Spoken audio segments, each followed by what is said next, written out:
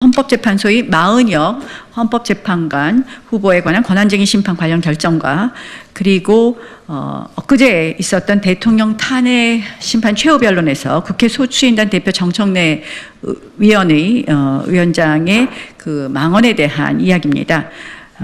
국회의 합의 관행과 의회 민주주의의 원칙이 무시되는 현 상황에 대해 국회의원이자 의회 민주주의자로서 또 의회주의자로서 우려의 입장을 밝히고자 합니다. 헌법재판소의 마은혁 결정에 관한 마은혁 관련 결정에 대해 심히 유감을 표합니다. 이는 국회의 헌법재판관 선출 관행을 제대로 이해하지 못한 결정입니다. 헌법재판소는 결정문에서 대통령은 청구인이 헌법 제111조 제3항에 따라 재판관으로 선출할 사람이 헌법과 헌법재판소에서 정한 자격 요건을 갖추고 그 선출 과정에 의회 민주주의를 원칙으로 하는 헌법 및 국회법 등 법률을 위반한 하자가 없는 한 헌법 제111조 제2항에 따라 그 사람을 재판관으로 임명할 헌법상 의무를 부담한다고 명시했습니다. 그러나 과연 마은혁 후보자 선출 과정이 의회 민주주의를 원칙으로 하는 절차였습니까? 소수 정당의 의견이 완전히 무시된 채 수적 우위만으로 포괄적으로 진행된 과정을 의회 민주주의라고 할 수 있겠습니까? 헌재는 또한 국회 운영위원회는 2025년 2월 14일 헌법재판소 재판관 마은혁 임명 촉구 결의안을 위원회 안으로 의결하였고 위 결의안은 같은 날 본회의에 상정되어 출석위원 168명 전원의 찬성으로 가결되었다고 인용하면서 이를 적법하고 유효한 행위로 인정했습니다. 그러나 이 표결에는 국민의힘 의원들은 불참한 상태였으며 이는 다수당의 일방적 횡포에 대한 항의의 표시였습니다. 오늘 헌재의 결정은 의회 민주주의의 기본인 합의의 원칙은 외면한 채 민주당의 다수결 만능주의의 만행을 추인해 준 꼴이 되었습니다. 국회가 추인해 준 꼴입니다. 오늘의 헌재 결정은 또한 국회의 합의 절차 및 관행에 대한 이해가 결여된 결정이라고 봅니다. 즉 국회 관습법을 무시한 결정입니다. 국회 추천목 3인을 여당 1인, 야당 1인, 여야 합의 추천 1인으로 구성하는 것은 국회의 오래된 관행입니다. 수십 년간 지켜온 여야 합의 1인 추천 관행은 헌법재판소의 정치적 중립성을 위한 최소한의 안전장치였습니다. 국회에서 여야 합의에 의한 안건 상정 자체도 중요한 국회 관행입니다. 부득이 일방적 다수결에 의해 처리해야 하는 경우라도 충분히 소수 의견을 듣고 진행하는 것이 의회 민주주의의 기본입니다. 이번 마은혁 관련 헌법재판소 결정은 둘 다 국회에서의 여야 합의 없는 민주당 단독 표결 그리고 의회 독재 자체에 대해 절대적 효력을 준 것과 다름없습니다. 거대 야당 민주당이 여야 합의도 없이 의석수만 앞세워 밀어붙여도 된다는 것입니까? 그것이 진정 헌법 정신일까요? 국민의힘은 이 모든 국회 안건 처리에 대해 합의한 바가 없습니다. 여야 합의가 실질적으로 되지 않은 마은혁 후보 추천, 인사청문회 일정, 인사청문회 결과 보고서 채택, 마은혁 임명 촉구 결의안 모두 여야 합의 없는 민주당의 독단적 단독 강행이었습니다.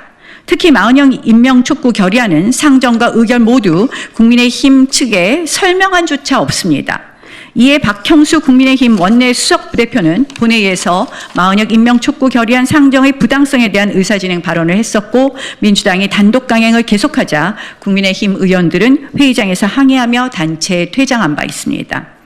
여야 합의 없는 일당 독재의 국회 표결에 절대적 효력을 주는 것이 과연 헌법 정신입니까? 법치주의, 민주주의의 정신입니까?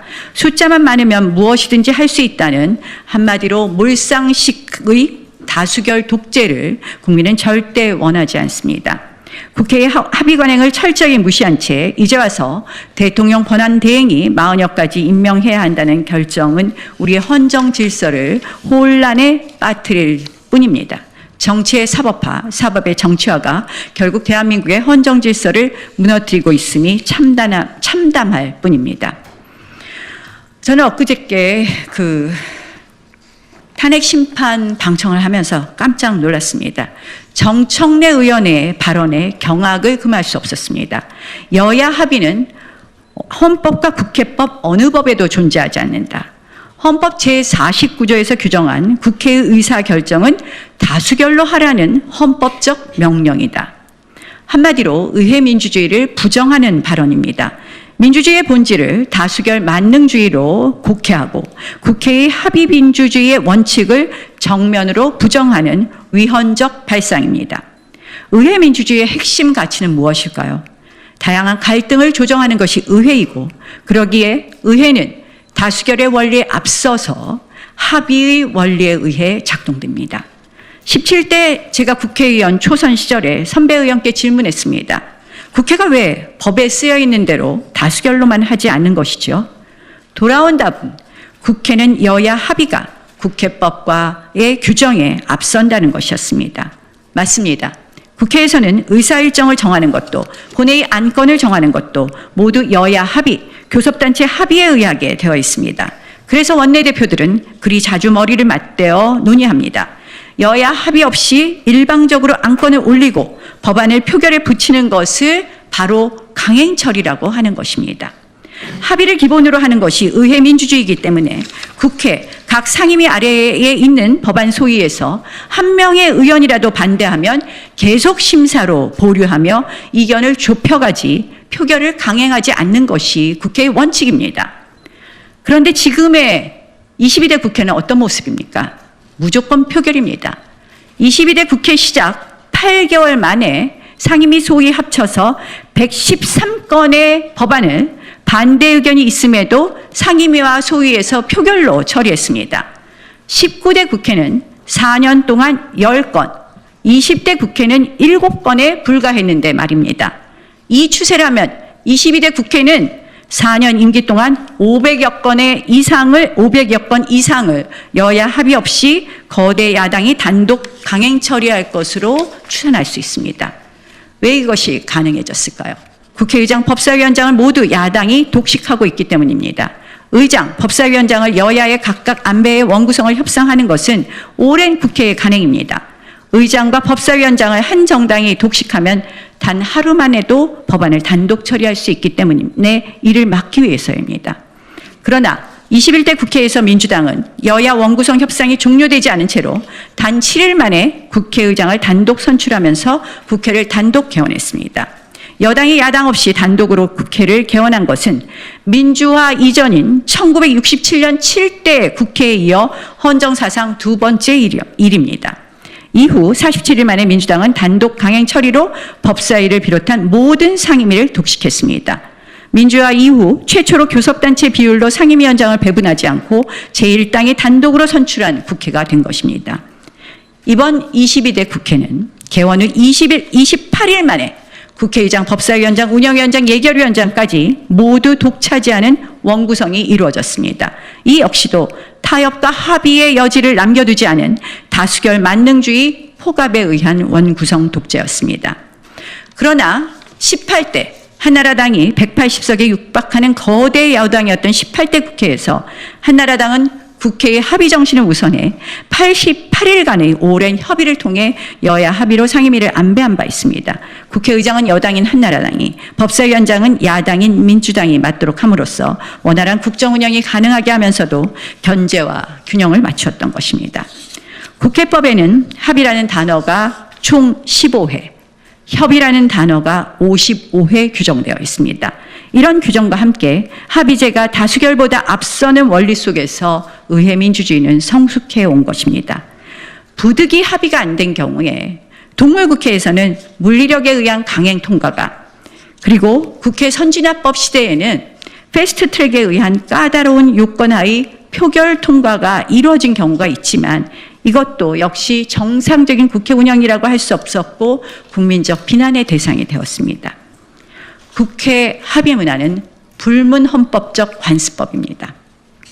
1987년 민주화 이후 30년 이상 지속된 국회의 합의 관행은 헌법재판소가 관습 헌법의 요건으로 제시한 장기적 관행, 법적 확신, 명료성, 항상성, 국민적 합의의 요소를 모두 충족합니다. 헌법재판소도 2015 헌라 1 결정에서 다수결 원리는 소수파에게 토론에 참가하여 다수파의 견해를 비판하고 반대 의견을 밝힐 수 있는 기회를 보장함으로써 다수파와 소수파가 공개적이고 합리적인 토론을 거친 후 다수의 의사로 결정한다는 데 그 정당성이 있다고 판시했습니다.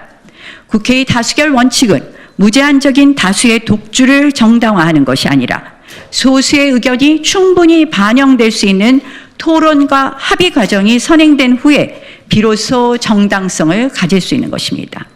자금의 민주당의 입법 폭주와 정략 탄핵 시리즈는 법에 의한 민주적 지배가 아니라 법을 이용한 다수당의 사적 지배입니다. 지금처럼 다수의 일당이 국회를 마음대로 한 적은 없습니다. 다수결 만능의 국회는 의회 민주주의를 붕괴시킬 뿐입니다. 국민을 갈등으로 내몰 것입니다. 정청래 의원은 터무니없는 법 해석으로 상임위에서 퇴장, 발언권 제한과 같은 횡포를 일삼았습니다. 이제 더 이상 궤변과 요설로 의회 민주주의를 퇴보시키지 말아주십시오. 이재명 민주당의 방탄국회, 입법 독재를 아무런 견제도 없이 가능케 하는 법사위원장 자리에서 내려오십시오. 헌법이 설계한 권력 분립과 상호 견제의 원칙이 다수당의 일방적 독주에 희생되는 순간 우리의 헌정 질서는 회복 불가능한 손상을 입게 될 것이고 이는 국민에게 돌아올 수 없는 피해를 입히게 될 것입니다. 고맙습니다.